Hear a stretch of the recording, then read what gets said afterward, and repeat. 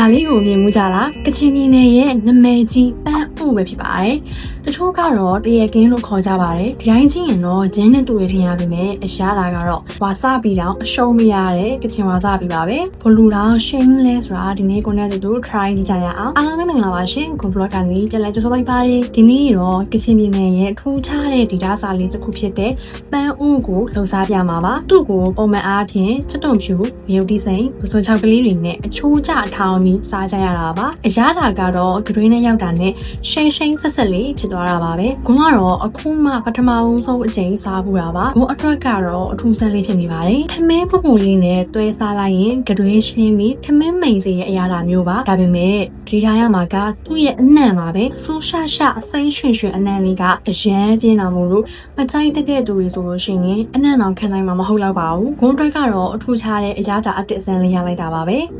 ကဲအခုကြည့်နေတဲ့သူတွေထဲမှာရောကချင်ဒေတာစာပန်းဥကိုစားဖို့ကြတဲ့သူတွေရှိလားဘလို့ရတာမျိုးခံစားရလဲကြိုက်ကြလားမကြိုက်ကြဘူးလားဆိုတာကိုလည်း comment မှာပြောခဲ့ပြကြပါအောင်နော်နောက် vlog ဒီမှာပြန်ပြကြမယ်နော်အားလုံးပဲ bye